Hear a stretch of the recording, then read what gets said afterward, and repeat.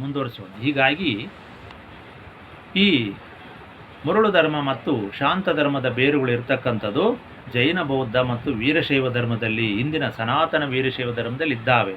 ಅವು ಶಿವನ ಶಾಂತ ರೂಪದಿಂದ ತಪಸ್ವಿಯಾಗಿರ್ತಕ್ಕಂಥ ಶಿವನನ್ನು ಅನುಸರಿಸಿ ಇಲ್ಲಿ ನಂದಿ ಮತ್ತು ನಂದಿ ಋಷಭರು ಬಂದಿದ್ದಾರೆ. ಆ ಋಷಭ ಮತ ರುದ್ರ ಮತ ಅಂತ ಅವನು ಬೇರೆ ಹೇಳಿದ್ದೀನಿ ನಾನು.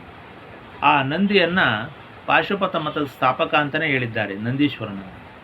ವೀರಭದ್ರನು ವೀರಶೈವ ಮತಸ್ಥಾಪಕನಾದರೆ ಪ್ರಮಥನಾಗಿರ್ತಕ್ಕಂಥ ನಂದಿಯು ಪಾಶುಪತ ಮತದ ಸ್ಥಾಪಕ ಅಂತಲೇ ಹೇಳಿದ್ದಾರೆ. ಆ ಪಾಶುಪತ ಮತವೇ ಮುಂದುವರೆದು ವೀರಶೈವ ಧರ್ಮ ಆಗಿದೆ ಅಂತಕ್ಕಂಥದ್ದನ್ನು ಶರಣರ ವಚನಗಳಲ್ಲಿ ಭಾಳ ಸ್ಪಷ್ಟವಾಗಿ ಬಂದಿದ್ದಾರೆ. ಮತ್ತು ಸಂಶೋಧನೆಗಳಲ್ಲೂ ಕೂಡ ಆ ಪಾಶುಪತವೇ ಅಭಿನವ ಪಾಶುಪತವಾಗಿ ಲಕುಲಿಶ ಶೈವವೂ ಆಗಿ ಬಂದಿದೆ ಅಂತ ಒಂದು ಕಡೆ ಹೋಗಿದೆ ಅದರ ಕವಲು. ಅದಕ್ಕೆ ಸಂಬಂಧಪಟ್ಟ ಅಧ್ಯಯನ ಬೇರೆ ಇದೆ.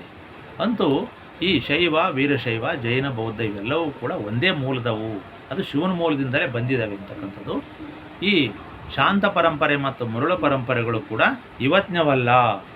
ಇವು ಕುರುಬರದ್ದು ಅಲ್ಲ, ಮತ್ತು ಸಿರಿಗೆರೆ ಮಠದ ಮೂಲದ್ದು ಅಲ್ಲ. ಸಿರಿಗೆರೆ ಮಠದ ಮೂಲದ ಮರಳಿಸಿದ್ದೊಂದು ಅಲ್ಲ. ಮರಳಿಸಿದ್ದ ಪರಂಪರೆನೇ ಸನಾತನ ಪರಂಪರೆ ಬೇರೆ ಇದೆ. ಅದಕ್ಕೆ ಸಂಬಂಧಪಟ್ಟ ಅಧ್ಯಯನ ಇನ್ನೂ ಅಷ್ಟು ಮಾಡ್ಬೋದು ಬೇಕಾದರೆ. ಈಗ ರೇವಣ ಅಂತಕ್ಕಂಥ ಪದ ಅದು ಯಕ್ಷ. ರೇವಣ ಅಂತಕ್ಕಂಥದ್ದು ರೇಣುಕ ರೇವಣ ಅಂತಕ್ಕಂಥದ್ದು ಯಕ್ಷ ಪದ. ಅದು ಜೈನ ಯಕ್ಷರಲ್ಲಿ ಬಳಕೆಯಾಗಿದೆ ಆ ಪದ. ಯಕ್ಷರು ಯಾರು ಅಂತಂದರೆ ದೇವರುಗಳು ಮತ್ತು ಮನುಷ್ಯನ ಮಧ್ಯೆ ಇರತಕ್ಕಂಥ ಒಂದು ಮಧ್ಯವರ್ತಿಗಳವರು. ಅಂದರೆ ಮನುಷ್ಯ ನೇರವಾಗಿ ದೇವರನ್ನು ನೋಡಲಿಕ್ಕೆ ಸಾಕ್ಷಾತ್ಕಾರ ಪಡಿಸಲಿಕ್ಕೆ ಆಗೋದಿಲ್ಲ.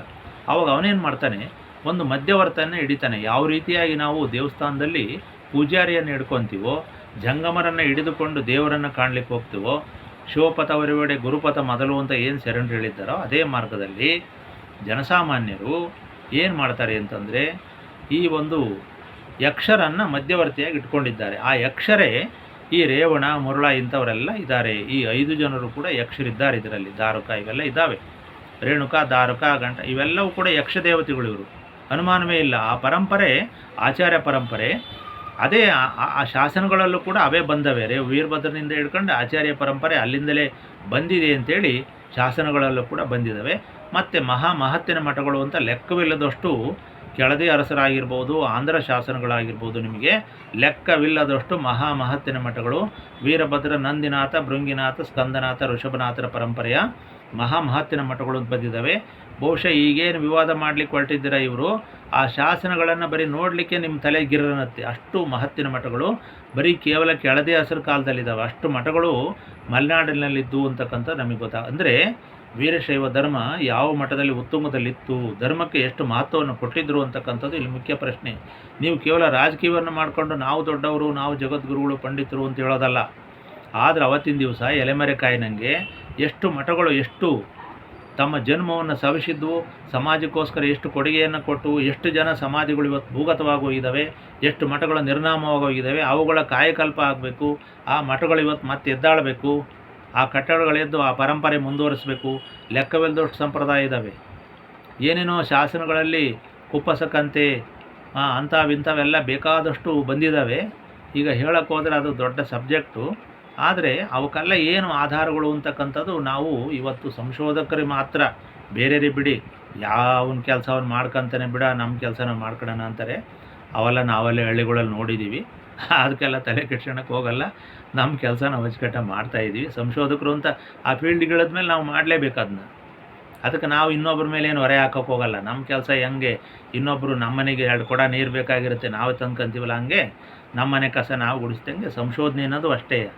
ನಾವು ಫೀಲ್ಡ್ಗಿಳಿದ್ದೀವಿ, ಅದರ ರುಚಿ ಏನು ಅಂತ ಗೊತ್ತಾಗಿದೆ, ಅದರ ಮರ್ಮ ಗೊತ್ತಾಗಿದೆ, ಅದಕ್ಕೆಲ್ಲ ತರಬೇತಿ ಆಗಿದೆ, ಅದು ದೃಢವಾಗಿದೆ, ನಾವು ಮಾಡಿದ್ದೀವಿ, ವಯಸ್ಸಾಗಿದೆ, ಅದು ಬೇರೆ ವಿಷಯ. ಆದರೆ ಸುಮ್ಮನೆ ಜನ ಬಡದಾಡೋದೈತಲ್ಲ, ಯಾರ್ದೋ ಮಾತು ಕೇಳಿ ಇದು ದ್ವೈತ ಆದದ್ದು. ಅವ್ರಿಗೆ ದ್ವೈತ ಅಂದರೂ ಗೊತ್ತಿಲ್ಲ, ದ್ವೈತ ಅಂದರೂ ಗೊತ್ತಿಲ್ಲ. ನೋಡಿ, ನೀವು ಯೋಚನೆ ಮಾಡಿ, ದ್ವೈತ ಅಂದರೂ ಗೊತ್ತಿಲ್ಲ, ಯಾವುದೂ ಗೊತ್ತಿಲ್ಲ ಅವರಿಗೆ. ಸುಮ್ಮನೆ ಅವ್ರು ಹೇಳಿದರು, ಇವ್ರು ಹೇಳಿದ್ರು, ಇಂಥವು ಬಂದವೆ. ಅವನು ಗಂಟೆ ಅಲ್ಲಾಡಿಸಿದ್ರು, ಇವನು ಗಂಟೆ ಅಲ್ಲಾಡಿಸ್ದ. ಹಿಂಗಾಗಿದೆ. ಅವರಪ್ಪ ಯಾರೋ ಒಬ್ಬ ಅಪ್ಪ ಮಕ್ಕಳಿದ್ದರಂತೆ. ಅವರಪ್ಪ ಏನಾರ ಮನೆಯೊಳಗೆ ಧಾರ್ಮಿಕ ಕಾರ್ಯ ಅಥವಾ ಹಬ್ಬ ಹರಿದಿನ ಮಾಡಿದಾಗ ಬೆಕ್ಕು ಕಾಟ ಕೊಡುತ್ತೆ ಅಂದ್ಬಿಟ್ಟು ಪುಟ್ಟಿ ಕೆಳಗಡೆ ಇಟ್ಟು ಪೂಜೆ ಮಾಡ್ತಿದ್ನಂತೆ. ಆಮೇಲೆ ಮಗನ ಕಾಲಕ್ಕೆ ಏನಾಯಿತು, ಅದನ್ನು ಮಗನೂ ಕೂಡ ಹಂಗೆ ಮಾಡೋಕ್ಕೆ ಹೋದ. ನಮ್ಮ ಅಪ್ಪ ಪೂಜೆ ಮಾಡ್ಬೇಕಾದ್ರೆ ಬೆಕ್ಕ ಪುಟ್ಟಿ ಕೆಳಗಡೆ ಇಟ್ಟು ಮಾಡ್ತಾ ಇದ್ದ ಅಂತ, ಬೆಕ್ಕಿಲ್ದಿದ್ರೂ ಬೇರೆ ಕಡೆ ಬೆಕ್ಕು ಹಿಡ್ಕೊಂಬಂದು ಇಟ್ಟನಂತೆ. ಹಿಂಗೆ ನಡೀತಾ ಇದೆ ಈಗ. ಅದಕ್ಕೆ ನಾನು ಹೇಳ್ತಿರೋದು ಅಷ್ಟೇ, ನಮಗೇನು ಪಾಪ ಯಾರ ಮೇಲೇನು, ಎಲ್ಲ ಜನಸಾಮಾನ್ಯರು, ಅವ್ರ ನಾಲೆಡ್ಜ್ ಅವ್ರಿಗೆ, ನಮ್ಮ ನಾಲೆಡ್ಜ್ ಅವ್ರಿಗೆ, ಯಾರು ಕೂಡ ಒಂದೇ ತಂದೆ ತಾಯಿ ಮಕ್ಕಳಿಗೂ ನಾಲೆಡ್ಜು ಬೇರೆ ಬೇರೆಯೇ ಇರುತ್ತೆ ಬಿಡಿ. ಅದ್ರ ಬೇರೆ ಮಠಾಧೀಶರಾದರೂ ಕೂಡ ಎಲ್ಲರೂ ಬುದ್ಧಿವಂತರು, ಎಲ್ಲ ಮೇಧಾವಿಗಳು, ಎಲ್ಲ ತಮ್ಮ ಮಠದ ಇತಿಹಾಸವೇ ತಮಗೆ ಗೊತ್ತಿಲ್ಲ ಅಂತ ನಮಗೆಲ್ಲ ಗೊತ್ತಾಯಿತು ಚೆನ್ನಾಗಿ. ಸುಮ್ಮನೆ ಇದು ಮಾಡ್ತಿದ್ದಾರೆ, ಹೋರಾಟ ಮಾಡೋದು, ಸುಮ್ಮನೆ ನಂದು ಅನ್ನೋದು, ಇವೆಲ್ಲ ಭಾಳ ನಡೀತದವು ನಾಟಕ. ಆದರೆ ಸಂಶೋಧಕರು ನೀವು ಯಾಮರ್ಸೋಕ್ಕಾಗಲ್ಲ. ಸಂಶೋಧಕರಿಗೆ ಎಲ್ಲ ಗೊತ್ತಿರುತ್ತೆ ಯಾವ ಮಠದ ಬಂಡವಾಳ ಏನು ಅಂತಕ್ಕಂಥದ್ದು. ಯಾಕಂದರೆ ಅದರಲ್ಲೇ ಹುಟ್ಟಿರ್ತಕ್ಕಂಥವ್ರಿಗೆ ನಮಗೆ ಚೆನ್ನಾಗಿ ಗೊತ್ತಿದೆ ಮಠಗಳ ಬಂಡವಾಳಗಳು ಒಳಗೇನು, ಹೊರಗೇನು, ಸಂಧಿ ಒಳಗೇನು, ಮೂಲೆಗೇನು, ಏನು ನಡೀತಿದೆ ಮಠದ್ದು ಅನ್ನೋದು. ನಾವು ಅದರೇ ಪರಂಪರೆಯಲ್ಲಿ ಹುಟ್ಟಿದ್ರಿಂದ ಮಠಗಳದೇನು ನಮಗೆ ಭಾಳ ಸುಲಭ, ಏನು ಹುಡುಕಾಡ್ತಕ್ಕಂಥ ಪ್ರಸಂಗ ಇಲ್ಲ. ನೀವು ದಾಖಲೆ ಕೊಟ್ಟರು ಅಷ್ಟೇ, ಕೊಡದಿದ್ದರೂ ಅಷ್ಟೇ, ನಮಗೆ ಸಂಶೋಧನೆ ಮಾಡೋದು ಚೆನ್ನಾಗಿ ಗೊತ್ತಿದೆ. ಅದಕ್ಕೆ ನಾವು ಮಾಡಿದ್ದೀವಿ, ಏನು ತೊಂದರೆ ಇಲ್ಲ. ನಿಮ್ಮ ವಾದ ನಿಮಗಿರಲಿ, ನಿಮ್ಮ ಮಾಡಿ ಪ್ರಿಂಟ್ ಮಾಡಿರ್ತಕ್ಕಂಥ ಪುಸ್ತಕ ನೀವು ಭದ್ರವಾಗಿ ಇಟ್ಕೊಳ್ರಿ, ಏನು ತೊಂದರೆ ಇಲ್ಲ. ಆದರೆ ಅಲ್ಲಿ ನೀವು ಪುಸ್ತಕ ಕೊಡದಿದ್ರೂ ನಾವು ಸಂಶೋಧನೆ ಮಾಡೋದು ನಮಗೆ ಗೊತ್ತಿದೆ, ಬೇರೆ ಬೇರೆ ಮೂಲಗಳಿಂದ ನಮಗೆ ಗೊತ್ತಿದೆ. ಅದಕ್ಕೋಸ್ಕರ ಇಂಥ ವಿಷಯ ನಾನು ಹೇಳಿದ್ದೀನಿ ಅಷ್ಟೇ, ಬೇರೆ ಏನಿಲ್ಲ. ಈ 2 ಚಿತ್ರದುರ್ಗದ ಮಠಗಳು ಇವತ್ತು ಕರ್ನಾಟಕದಾದ್ಯಂತ ಕ್ರಾಂತಿಯನ್ನು ಮಾಡಿ ಸುಮ್ಮನೆ ಪಾಪ ಜನಗಳ ತಲೆಯನ್ನು ಕೆಡಿಸಿದ್ದಾವೆ. ಶಾಂತಿ ಇಲ್ದಂಗೆ ಆಗಿದೆ, ಭ್ರಾಂತಿ ಜಾಸ್ತಿ ಆಗಿದೆ. ಕ್ರಾಂತಿ ಹೆಸರಿನಲ್ಲಿ ಭ್ರಾಂತಿ ಹುಟ್ಟಿಸಿ ಶಾಂತಿ ಕಮ್ಮಿಯಾಗಿದೆ. ಈಗ ವಿಶ್ರಾಂತಿ ಪಡೆದ್ರೆ ಸರಿ ಹೋಗುತ್ತದು, ಇಲ್ಲ ಅಂದರೆ ಅಶಾಂತಿ ಕಂಟಿನ್ಯೂ ಆಗುತ್ತೆ ಅಂತಕ್ಕಂಥದ್ದೇ ಇಲ್ಲಿ ಮುಖ್ಯವಾಗಿರ್ತಕ್ಕಂಥ ಅಂಶ. ಆದ್ದರಿಂದ ಈ ಮಠಗಳು ಯಾವತ್ತೂ ಕೂಡ ದ್ವೇಷಕ್ಕೆ, ಹಸುವಿಗೆ, ಮತೀಯ ಸಂಘರ್ಷಕ್ಕೆ ಎಡೆ ಮಾಡಿ ಕೊಡಬಾರದು. ಇದು ಬಹಳ ದೊಡ್ಡ ತಪ್ಪು. ಈಗ ಆಗೋಗ್ಬಿಟ್ಟಿದೆ. ಈಗ ಇದಕ್ಕೆ ಪರಿಹಾರವೇ ಇಲ್ಲ, ಮದ್ದೇ ಇಲ್ಲ ಅನ್ನೋ ರೀತಿಯಲ್ಲಿ ಮಠಗಳು ಈ ರೀತಿ ಮಾಡಿದ್ದಾರೆ. ಇದೆಲ್ಲ ಯಾವ ಒಳ್ಳೆಯ ಉದ್ದೇಶಕ್ಕಾಗಿ, ಸಮಾಜದ ಒಂದು ಉಳಿವಿಗಾಗಿ ಮಠಗಳು ಹುಟ್ಟಿದ್ವು, ಅವು ಇವತ್ತು ಜನಗಳ ಮನಸ್ಸನ್ನು ಕೆಡಿಸ್ತಾ ಇದ್ದಾವೆ ಅಂತಕ್ಕಂಥದ್ದು ಇಲ್ಲಿ ಮುಖ್ಯವಾಗಿರ್ತಕ್ಕಂಥ ಅಂಶ. ನೀವು ಶಾಲಾ ಕಾಲೇಜ್ ಮಾಡಿರೇನು, ಮೆಡಿಕಲ್ ಕಾಲೇಜ್ ಮಾಡಿರೇನು ಬಿಟ್ಟರೆ, ನೀವು ಪ್ರಧಾನವಾಗಿ ಕಾಪಾಡಬೇಕಾದ್ದು ಧರ್ಮಶಾಂತಿ. ಆ ಕೆಲಸ ನೀವು ಮಾಡ್ತಾ ಇಲ್ಲ. ನಿಮ್ಮ ಮೇಲೆ ಗುರುತರವಾದ ಜವಾಬ್ದಾರಿ ಇದೆ. ನೀವೇನು ಹೇಳಿದ್ರು ಅದು ನುಡಿದಂತೆ ನಡೀರಿ. ನಮ್ಮ ಸವಾಲಿಷ್ಟೇ, ಬೇರೆ ಸಂಶೋಧನೆ ವಿಷಯಕ್ಕೆ ನಾವು ತಲೆ ಕೆಡಿಸ್ಕೊಳಲ್ಲ. ಅವಕ್ಕೆಲ್ಲ ನಿಮ್ಮ ಸಾಕ್ಷ್ಯಾಧಾರಗಳಿದ್ದರೆ ಅವಕ್ಕೆಲ್ಲ ಬೇರೆ ಬೇರೆ ಕಾರಣ ಇರ್ತವೆ. ನಮಗೆ ಬೇಕಾಗಿರೋದು ಏನಂದರೆ ಸಾಮಾಜಿಕವಾಗಿ ನೀವೇನು ಅಂದಿದ್ದೀರ ಅದನ್ನು ಮಾಡಬೇಕು. ಏನು ಹೇಳಿದಿರಿ, ಜಾತಿ ಅಳಿಸ್ತೀನಿ ಅಂತ ಹೇಳಿದಿರಿ, ಜಾತಿ ವಿರುದ್ಧ ಮಾತಾಡ್ತಾ ಇದ್ದೀರಿ, ಅದನ್ನು ಮಾಡಿ. ಎಲ್ಲ ಜಾತಿನೂ ಒಂದು ಮಾಡಿ. ಸ್ಕೂಲಲ್ಲಿ ದಾಖಲೆ ಬರ್ಸೋದು ಬಿಡಿ. ಸರ್ಕಾರದಲ್ಲಿ ಯಾರು ಜಾತಿ ಸಮೀಕ್ಷೆನೇ ಮಾಡಿಕೊಡೋದು.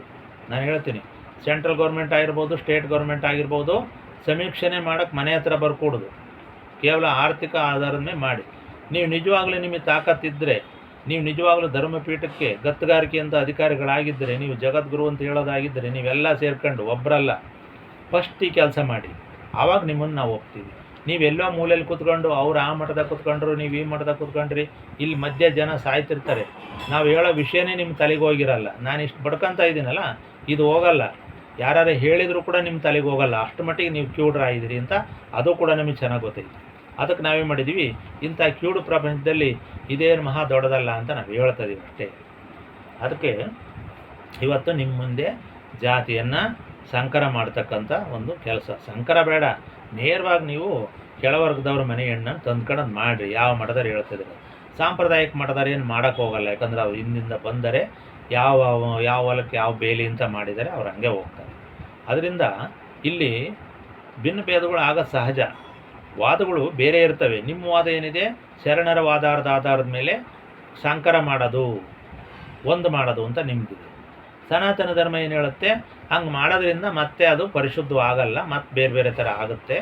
ಆದರೆ ಮತ್ತೆ ದುಷ್ಪರಿಣಾಮ ಅನುಭವಿಸಿ ನಾವಲ್ಲೇ ಸ್ಟ್ಯಾಂಡರ್ಡಿಗೆ ಬಂದಿದ್ದೀವಿ. ಅದಕ್ಕೆ ನಾವು ಅದೇ ಸ್ಟ್ಯಾಂಡರ್ಡಲ್ಲಿ ಇರ್ತೀವಿ ಅಂತಕ್ಕಂಥದ್ದು ಸನಾತನ ಧರ್ಮದ ವೈಜ್ಞಾನಿಕವಾದ, ಅನುಭವಿಕವಾದ.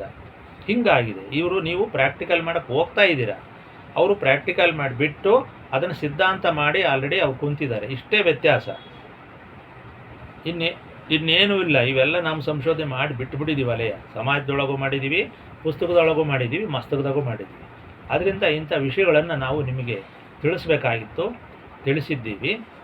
ಅಂತೂ ಈಗೇನು ವಾದಗಳಿದ್ದಾವಲ್ಲ, ಇವು ಯಾವುಕ್ಕೂ ಆಧಾರ ಇಲ್ಲ.